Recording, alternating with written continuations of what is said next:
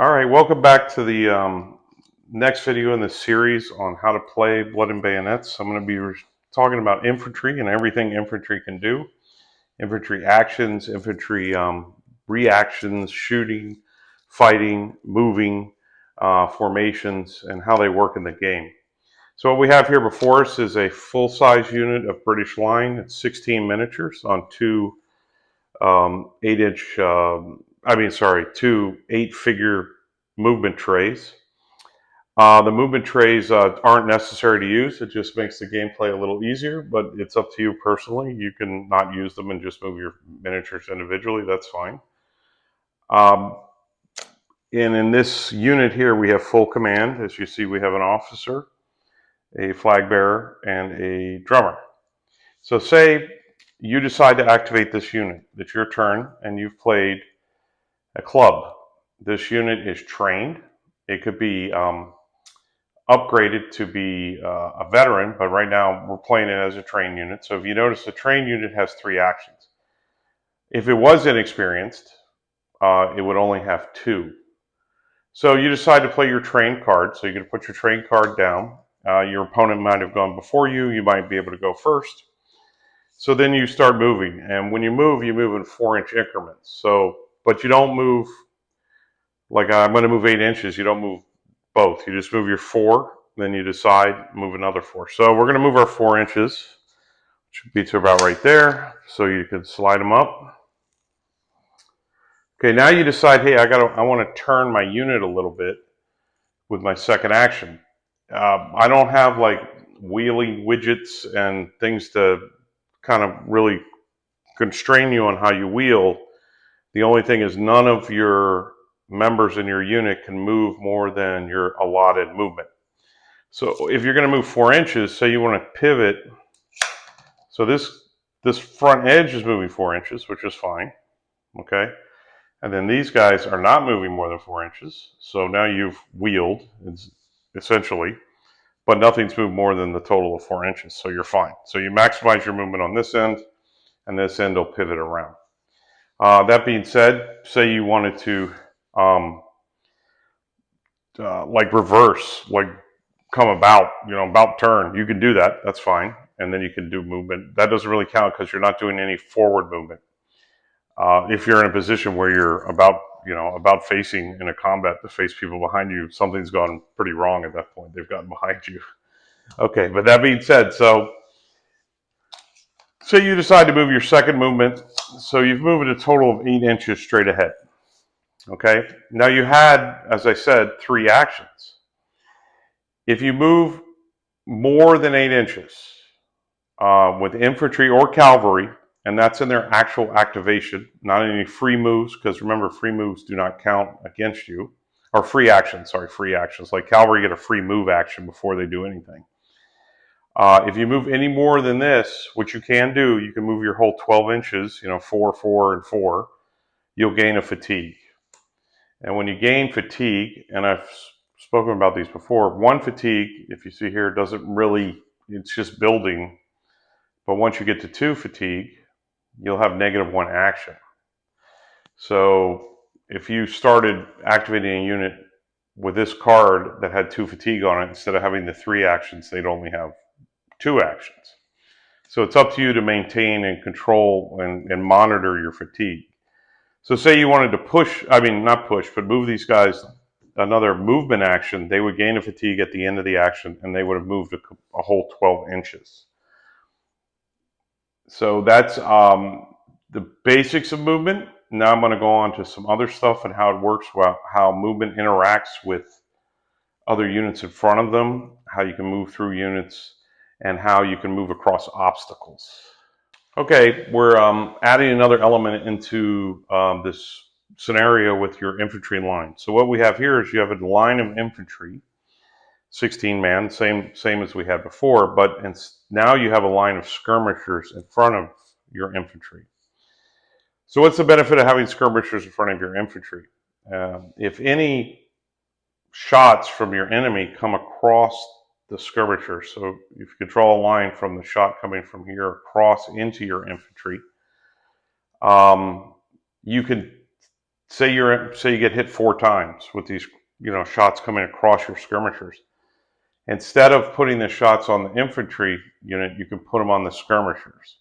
So why would you want to do that? Like, because these are your 95th rifles, these are your elites. Why would you want to put shots on them? Well, they have a better shoot save than these guys because it represents them, being trained to move, use the limited terrain and covers they could. They're more spread out. They're harder to hit.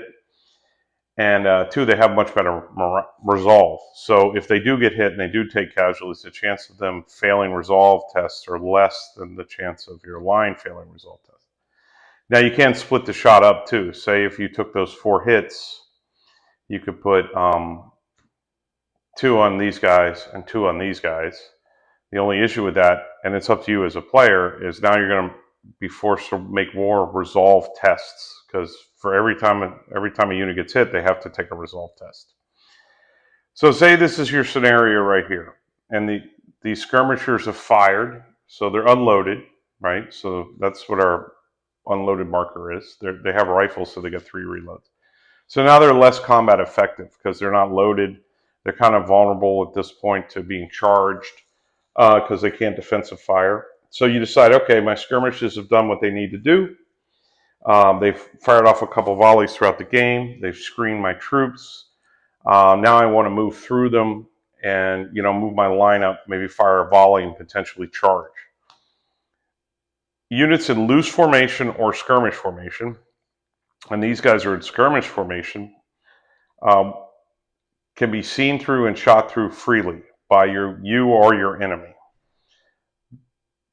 One of the differences between skirmish and loose is they can be spread out a little further. So you can have a 2-inch gap instead of the 1-inch when you're in loose. Plus, skirmishers were trained to skirmish, so they can gain the ability, they can aim when they shoot.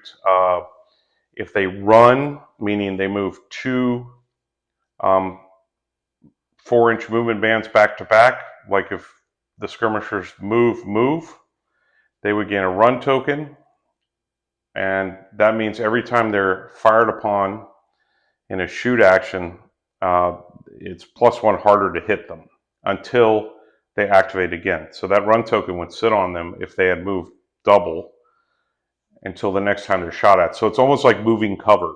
I mean, next time they're activated, sorry, not next time they're shot at.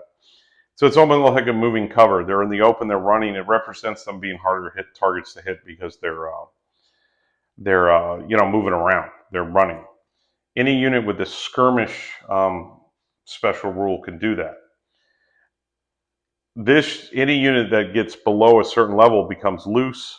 So loose is just, they kind of become a clump of guys, and I'll explain that in a second. And they don't gain those special training things like for skirmishers. But they do have some advantages being loose. They can move a lot easier. They have 360-degree arcs of fire. They have to be loose if they go into terrain or a building. But we'll get into loose a little bit more in a second. So let me show you.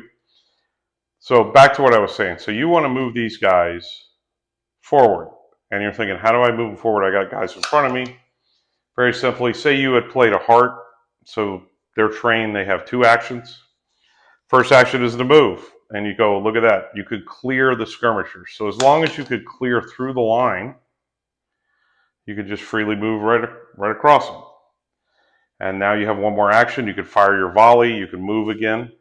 But it's up to you as a player how you position these guys, because if you would position your skirmishers too far forward, you wouldn't be able to move across them. So if you can't move across them, you got to use that first action to move right up behind them. Then the second action would be to cross them. Skirmishers give that ability, that screening ability, if they're within 3 inches of their target and the line of fire crosses the skirmishers. So in this scenario, say if you had them right here, this would be fine.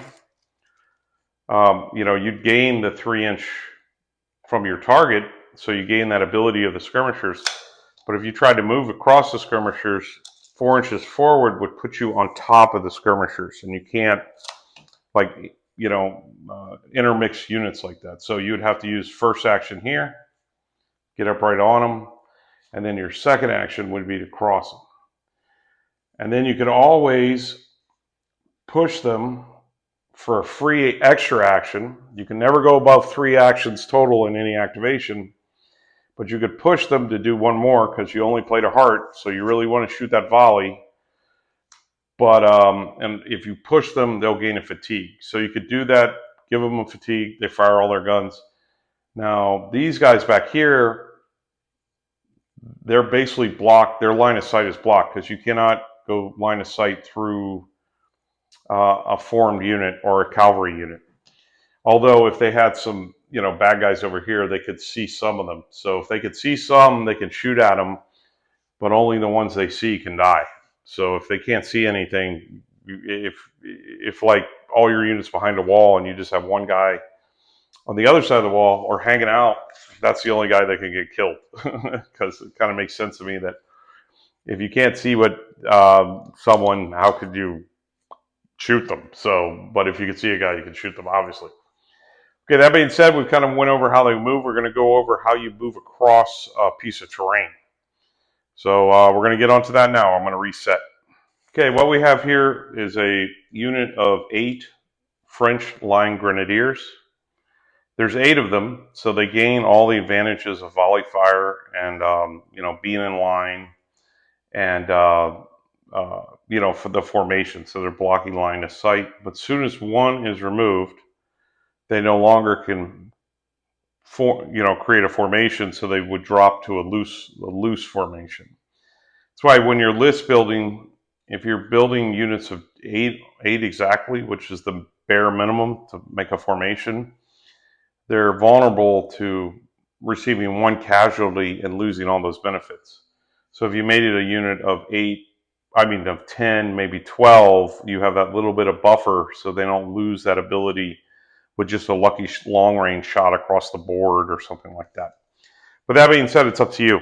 You don't have to do that. The Grenadiers are in a smaller formation. They're more points. A smaller unit size, but they buff the units near them. So if there was a line unit near them, line units, they would buff their morale or their resolve. So if their resolve was a 6, it'd become a 5.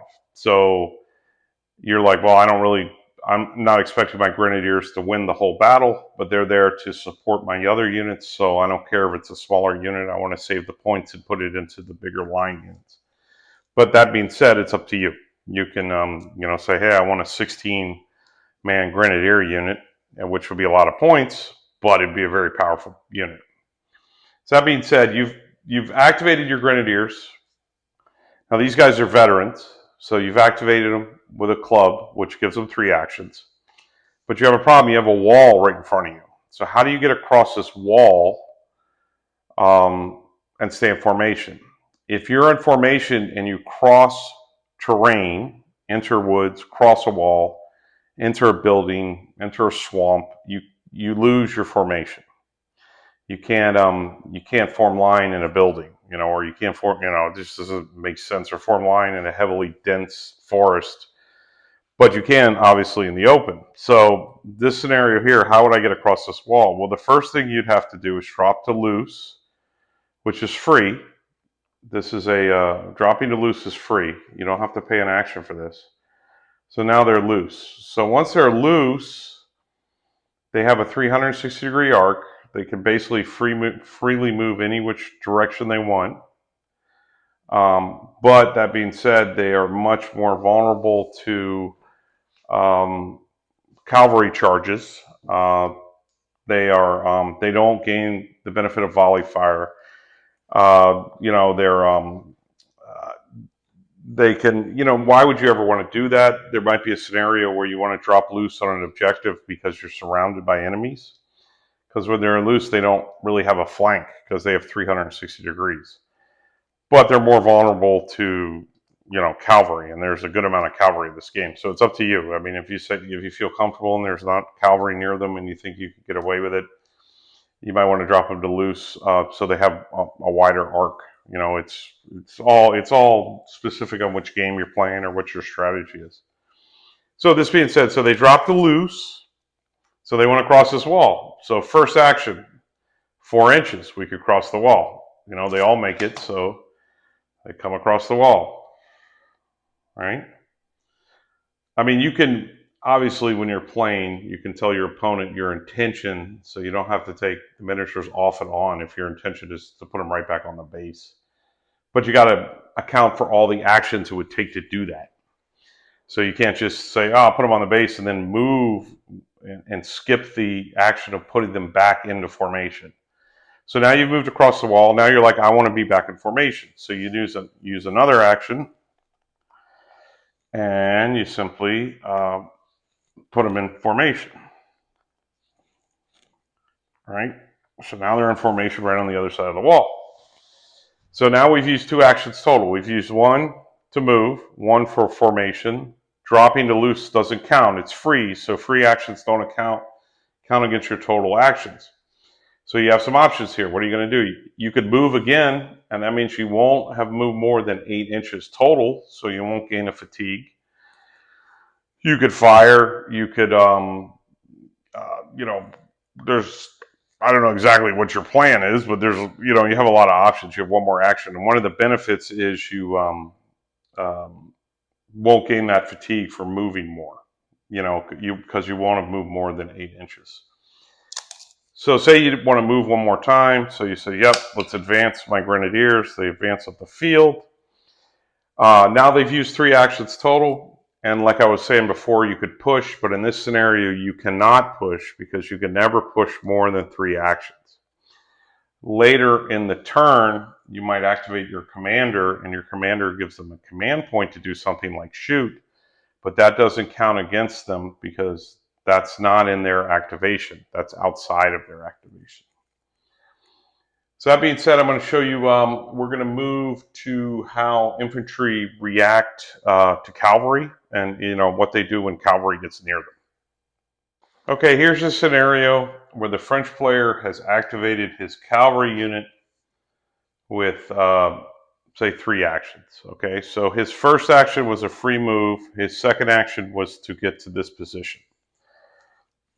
Whenever an enemy cavalry unit ends their movement within 8 inches of a line unit in formation, like this is your British line, they're in formation, the British player in this scenario can make the decision to try to attempt to form square.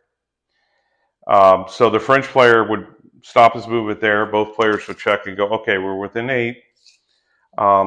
Would you like to form square? And what's the advantages of forming square? One of the big advantages is, say the British player was unloaded, meaning he has no powder in his muskets. So that means he cannot defensive fire. So that means these French could come in and charge him, and they do not need to worry about defensive fire, which makes the British much more vulnerable. But if he forms square successfully, they can defensive melee, meaning the French come in, they get into contact, but then the British player will have an opportunity to fight first. And if they put enough fatigue on the French player, it could actually push the French cavalry away. So that's one instance is when you might want to form square. Also, when you're in square, the French, any impact hits the cavalry would put where light cavalry do 2, which isn't that devastating, meaning they roll 2 extra dice. So in this scenario, you have 8, you'd roll 10 dice. But if they were heavies, they'd roll 4 extra impact hits. So you have 8, so you have 12. It starts ramping up. So now you have 12 close combat attacks. Your close combat saves are worse, so you're much more vulnerable to, collapsing and falling apart and having a unit get destroyed. But they would lose all that in that scenario, with the impact charge. I mean, they'd lose their impact charges. So say you're in that scenario. So you're the British player, and you decide, I'm not gonna, I'm loaded. I'm not gonna try to form square.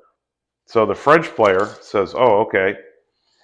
So now he moves his second action. So now he moves up. He's getting even closer. He has it veered off. He's still coming, Might not be the best move, but he's still coming. So now, once again, the French player has ended an action within 8 inches of an enemy infantry unit. or the British unit in this century. So he'll ask again, would you like to try to form square? Because they have time to react. It's like they see the cavalry in the distance, and as they keep getting closer, like, okay, they're actually coming at us. Let me try to form square. So the way you would form square, or attempt to, is you'd make a resolve roll. So right now, the British are on their own. They're not supported. That's why it's important to support your units. They don't have grenadiers. They're not supported. There's no commander near them. So the resolve is a 6. But they do have a musician. So every resolve roll you roll, you get one re-roll if you have a musician in the unit. That's why you don't have to build the musician in the unit. You don't have to pay the points for it, but it does give you a lot of benefits. So you decide, let's go for it. I'm going to try to form my square. And you fail miserably. Oh, I didn't see the die. So you rolled a 2. Now you failed to form square, but fortunately you have your musician. So you roll again. And you make it on the second roll, 6. So in order to do it, you just simply turn these guys back to back, not moving forward, and now they're in square formation. So now the French player sees this. Oh, one other caveat I want to say. Anytime you do reactions outside of your action, meaning I'm reacting to my opponent, you could gain a fatigue. So if you defensive fire, or if you defensive form square defensively, you'll gain a fatigue. If you just form square on their action, meaning you moved and say, I just want to form square, you don't have to roll for it, you just do it, and you don't gain fatigue. But one of the British special rules is if you have an internal officer in the unit, which they do, they paid the points for it, they do not gain a fatigue for forming square or defensive fire, which is a really powerful, upgrade. And it reflects that the British were pretty good at forming square, and they were well trained to form square and to defensive fire. Hold the line, against cavalry coming in. So that's one of their special rules. Like I said, every faction or every army, if you upgrade your officers, you gain a special rule where this is a French line officer. So if you add them into your army, into your unit, you pay your upgrade for that. They gain a line, which every time they rally, they automatically get rid of one of their fatigues. Every different nationality has a special little tweak there. Like the Poles have one, the Swiss have one. It's not just kind of a blanket thing like all the British units do. They don't. Some of them are slightly different. British cavalry commanders don't, because you can't form square with cavalry, and that doesn't make any sense. But they do give buffs. So that we'll get back to the action here. So now the cavalry is like, ooh, I still have one more action, but I don't want to charge this anymore. So they could do a couple things. They could shoot at them conceivably, but the cavalry's shooting from horseback is not very good. Cavalry can dismount, and their shooting ability becomes a little better, but they're not that great at shooting. So the French commander says, I'm just going to veer off. So he repositions. And if you notice, I'm kind of free moving here. Just as long as nothing moves more than their total 4 inches, you're fine. So he veers off here because he's opening the lane for maybe a potential, maybe he's got more army over here and he's going to be potentially maybe shoot at the square. Maybe he's got a cannon ready to go. But if he left his cavalry right here, he would potentially block his own side shot. Cavalry do block line of sight, just like infantry in formations. Cavalry are always considered to be in formation. They're never in loose formation. And they do have a frontal arc, so you can't charge backwards.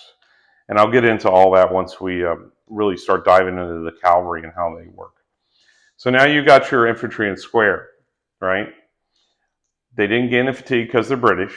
They were successful. Couple other things, they cannot move. They're just stationary, and they can only take half shots, meaning they can only shoot out of 180 of each section. So if they wanted to shoot this way, they could only shoot with these guys. right? Half the unit. But then because you have your special characters, you know, you'd have to reduce some of those shots because they don't have long guns. There is a way, I explain how to set up your unit, you know, the flag, the officer, and if we spin it, we spin it around here, if you notice, these guys are in the middle of the unit. So you're supposed to put them in the middle, not, you know, here, here, here, here, here, you know, put them in the middle. I have like a sergeant, but he's for show. You know, I will have rules eventually for sergeants and sappers and stuff like that. But right now, they're you know, that's for future supplements. One other thing I want to talk about with, and I want to make sure people understand, as a line unit in this scenario takes casualties, you don't pick the casualties off like this. You know, a lot of people have a tendency to do that. So you're creating like a single line unit. That's not how it works. You need to pick your casualties off balanced. So if 2 guys are dead, boom, 3 guys are dead, you could pull one from this end, pull one from back here, but the 4th guy would come from here, and then it would go back and forth like that. So you notice the footprint of the unit has now become shorter and smaller instead of maintaining the frontage with just one line. That creates issues with, you know, the line being bigger than it should be. You know, control, it should shrink from the ends, from each end in. And I explained that obviously the rules, but I just want to make sure, because I know a lot of players, and I do it too, have a tendency to just, I want to pluck that last line off to keep that nice front line looking good. So we're going to go over the scenario again, and I want to just show you how like a defensive fire works, and how like a failed charge could work, or, you know, a successful charge against defensive fire. So we're going to reset here, and we'll take another look at another scenario. Okay, here we go. We have a scenario. We have some French grenadiers that are approaching your British line. Your British line is loaded. They do not have any fatigue on them. So the French player has played a club. So your veteran grenadiers have 3 actions. His first action is to move. So now he's actually within charge range, meaning within that 4 inches, or right at 4 inches. So the French player tells the British player, I'm going to charge. Would you like to defensive fire? And of course the British player says yes. Normally he would gain a fatigue, but because he has an officer in his unit, he doesn't. So he would fire a full volley, you know, because he's 16 guys. So it'd be 16 minus 3 for these guys because they don't have long guns. So you'd be at 13, but then plus 4 because they're British. So you'd be firing 17 shots. He fires off his massive volley, killing, say, two of the grenadiers. The Frenchman has lost 3. He's taken the hit, and he's lost two of his troops. So now he has to make 3 resolve rolls. So 1 is for the initial hit, 1 is for each soldier or casualty. So he rolls his 3 resolve rolls. The grenadier's resolve is a 5. He fails 2, but he passes 1. So he'll be at 2 fatigue, but that basically happens the next time he activates. He'll activate with 1 less action, but this counts as the same activation. So he'll be able to close, right? Once they fight a round of combat, everybody's going to drop to loose. They don't maintain that linear formation in close combat. So you'd fight a round of close combat, and the grenadiers would move in, they get a fight action, and then depending on how many British are killed, if any of them are, and what their morale's like, conceivably the Brits could run away. They could stop the, you know, none of them could be removed as casualties. But like a lot of games, you expect the British to be able to fight back in this point. They can't.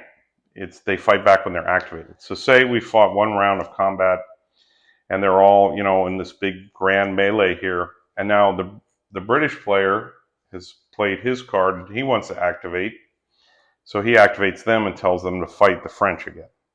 So by that time, maybe the French have been wiped out, and they failed miserably to knock the British off their position.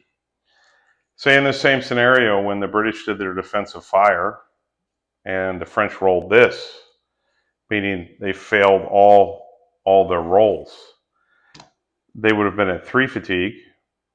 And when you're at 3 fatigue, you become shaken. So what would happen is they would turn around, go 4 inches backwards, become loose, because you can't maintain a formation when you're running. And they would move 4 inches towards their table edge, be shaken, and their assault or charge would have failed. So that's a way you can stop a charge. But it has to be you have to be loaded. You have to be not fatigued too much. The British are really unique because they don't take that fatigue, but a lot of units, if you are doing defensive fire and you're sitting at 2 fatigue, remember I said whenever you do any action, defensive fire or forming square that's in your opponent's turn, like a reaction, you gain a fatigue for it, but you can never voluntarily fatigue yourself to shaken. So the way you set up a charge is if they have 2 fatigue on them, they're unloaded, they're ready to be charged. You know, they're kind of set up for it. So that being said, if you charge a fresh unit that's fully loaded, fully supported, no fatigue, and you charge in there willy-nilly, there's a good chance you're not going to be successful and you're going to get stopped. So that's up to you as a player. Like, how are you going to successfully set up your charges through fatigue and etc. So we're going to do one more scenario. There's a unique formation to the French. It's called the attack column, and I'm going to set that up now so I can show you how that works. Okay, what we have here is we have our ubiquitous. Bayonet's not looking good there. We have our ubiquitous British line, same one I've been using, 16, full size. And then I've set up a French line unit, full size, 16, with full command, drummer, flag bearer, officer, in attack column formation. Only the French can do this. Only French trained units, and it'll list it in their unit description if they could do attack column or not. Some smaller countries that had soldiers in the French army did not do this. Some did. It depended on how they were trained and how integrated they were in the French military. And this is a tactic that was used in the French Revolution. And I'll get into that eventually, like where did it come from? Like, why did they do this? But they found it successful, and the French maintained doing this concept. So basically what it is you've created a battering ram. They're narrow and deep instead of a line, and they come up, and their goal is to either punch to the enemy's line or force the enemy to, their morale to break and have them run away. So the way it's set up is it's got to be at least 4 across, and you're the maximum of 4 deep. You could do one with just 8 guys, right? And we'll have a token to show that they're actually in the attack column formation. But if you're with just 8 guys and 1 casualty happens, they've lost it. They don't have that ability.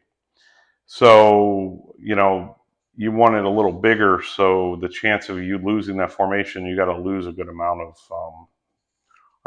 of casualties before you actually, lose the attack column. So what's the advantages of the attack column? When the attack column gets into close combat, when it does the charge, it can re-roll saves on the defensive fire, which is pretty powerful. And then if it does get into close combat, it can re-roll misses in their, when I say close combat, I should be saying melee combat. It can re-roll their misses in melee combat. What are some of the disadvantages? They only can do half shots, because a lot of times the guys in the back wouldn't even be loaded because they were afraid they would shoot the guys in the front because they get excited. So only the front can shoot. It's a half shot. So in this scenario, a normal half shot would be 8. You have 16 guys, but you're actually 8 minus 3 here. So you'd only have 5 shots out of the front. And then you'd be completely unloaded. Normally a half shot, if you fire a half shot, you'd only get 1 reload. So you can kind of keep your guys going. They'll always have something to shoot. But if you fire your attack column, you'll get the full 2 reloads, just like if you fire, and then the other thing is they're more vulnerable to cannons, just like the square. The square is more vulnerable to cannons. So so if you're setting up your attack column and you're trying to march right at a cannon, you're probably not going to work because you're going to take too many casualties getting across the board. And that being said, I've seen a lot. We've played games where players have ignored the attack column and it let it get all the way across the board, and then now it's all up in their units and destroying everything. So it's up to you. You need to kind of whittle it down before it gets to you. So we'll do the scenario here. So say you've come up here, right? You've just told your British opponent, "Hey, I want to charge you." The British opponent, fires his volley, his defensive fire volley. He gets 4 hits on your attack column. You roll 4 dice because you receive 4 hits, looking for 6s because their shoot saves are 6s. And look at that, you failed every one of them. It's a great roll. Good job. But because it's an attack column, you can re-roll all this. And look at that, I only failed 1. So now you've lost 1 guy coming in, right? So now you can get into combat, close combat. Or melee combat, sorry. And so now you have to figure out how many of these guys can actually fight. So the way it works is for how many guys you have in the first 3 rows, 1, 2, 3 is 12. You do 12 attacks. These guys at the back are almost like wounds to kind of keep that 12 guys as you go across the board. So you do 12 melee attacks, re-rolling fails. So say you're successful with 6 on the first roll, you re-roll the other 6, and potentially you get 12 successes. The British close combat saves are melee saves. I keep saying close combat because that's what it is of Blood and Valor. And I just ran Blood and Valor this weekend. So melee saves are worse than shoot saves. So they save on 7. So it could be devastating. You get 12 hits, they fail 5 or 6 of them. Now they're rolling a whole bunch of resolves. So say you've done it. You've hit them with, they failed 6 of them. They have 6 dead guys. They're rolling all these resolves. They become shaken. They turn around. They're running. They're loose. They're taking off. They're running for the hills. So most units at this stage would be in loose formation because they fought around a melee combat and you become loose. But the attack column is unique. If you're able to completely destroy the target of your charge or force them to run away like they did, you can reposition and maintain the formation. Spin it. Or you could have stayed locked in with these guys running, and then they would stay loose, but you've locked them all in. They're like in this grand kind of melee blob over here. Why would you want to do that? Because if you're locked in with your opponent, you can't be shot at. You can't shoot into close combat. This brings up another point too. So say you have the Grenadiers here, and they were not in attack column. They charged from line, and they've their first action was to charge. Right, it was the first one. So they played them with a club. Okay. So they played their club. Their first action, I said, "Hey, I'm going to charge you, British." The British defensive fire. They're loaded, and they completely miss. All of them miss. So they get the charge off. Boom. Round of melee happens. The end of the round of melee. they become loose. The British are run off, right? They've fallen back 4 inches because they're shaken. They're running. Now the French have a couple options here. They've only actually, unlike Blood and Plunder, I don't have dedicated actions for fighting, and there's a reason for it. So the first action was to charge, and you get the free fight or the free melee, which was successful. You push the British away. They could stay with the British, follow them up, and keep them locked in, right? And then they would just be locked in. That would be it. So those 2 other actions would have been lost. They can't fight twice. They can't do anything else. They can't. When they're locked in, they're too busy paying attention to the guys that are fighting in melee. But they could let them go. Now they have 2 actions left. Their next action could be to reform the line, like reform the line from Lord of the Rings. They can reform the line, right? So now they're back in line. And check this out. So boom, they're back in line. They still have 1 action left because the first action was to charge, fight around a melee for free. The second action is to reform the line. They have 1 more action. They're loaded. They're going to shoot. And because they form back in the line, 8 guys, 8 shots plus 3 because they're at volley, so they'd fire 11 shots into the fleeing British, potentially doing more damage to them, potentially giving them another fatigue and pushing them even, because every time you receive a fatigue while you're shaken, you fall back again. So, and pushing them another 4 inches away. So that's a kind of interesting little different wrinkle from Blood and Plunder. A big thing about it is, I wanted to give you the option of being able to reform back into a line, which they were able to do. If you sunk them all as dedicated actions, meaning, and I'll get into it. I know a lot of people, some people won't know what that means. I'm not really going to explain it right here because it'll just confuse people, but if Blood and Plunder players will know what it means. It doesn't allow you to. You basically have to sink everything into that melee combat, and then you're done. So I wanted to make it a little more nimble. Like their training is a little more nimble, and they can get back in those formations.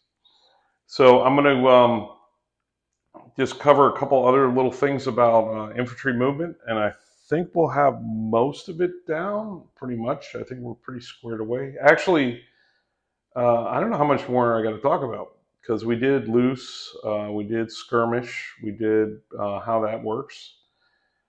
And we're doing pretty good.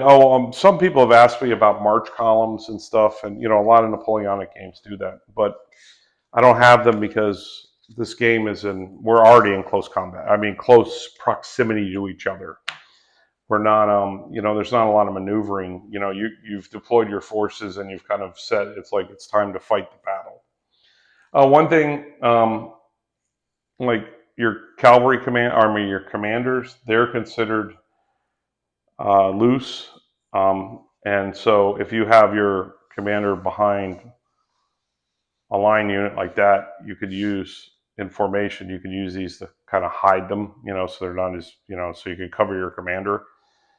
But it did come up, and I want to make sure everybody understands it. Let me show you this scenario. So say you have your commander, behind the line unit, right? So technically, an opponent can't see him because this is blocking line of sight, right? Can't see through it. But you have some Voltigeurs or skirmishers out in front. So can he order them? Because it looks like that would block line of sight. You actually have to, see what you're charging and see stuff. But yes, he can. It doesn't affect his ability to give out commands. So he could give them a command point even though these guys are in the way. But you can put them there to screen him from your opponent because you don't want to have your commander front and center like that. He'll die because your opponent's going to shoot at him. So your commander is a very important figure. He buffs the morale, in a bubble around him, and he also can give out those command points. It's really powerful. That being said, if you do happen to lose your commander, it's not the end of. It's not game over at that point. You have a chance you can, still recover or win the game. and some of the secret objectives I talk about, some of them have to do with your commander, grabbing your commander actually grabbing an objective at the end, like going in there in the last turn of the game and grabbing an objective and stuff like that. So if you do that, you're going to have to expose him at that point. So that being said, I think that's a good kind of overview of how infantry moves, how they function on the battlefield. So you get some ideas. There are some other things I want to bring up, like say you have Marines. They fight mostly kind of in loose formation, but they can take line, and they'll be listed in their unit description. But sailors don't. Sailors weren't really trained like that, so they fight more in that kind of open, like kind of that freewheeling, open, loose formation. Just like guerrillas. Guerrillas are basically all skirmishers, so they're fighting in that kind of open, loose formation. Although they do have some units, some militia and stuff that can be more like linear, they train like more, they weren't as the kind of partisan, mentality of fighting. So that's, I'm going to wrap it up here. The next one I'm going to go over is how cavalry work, and then we'll maybe throw cannons in there, and that'll be a really good overview of how everything functions in the game. So I hope you enjoyed watching. Try to get the next one out as soon as I can, and check it out.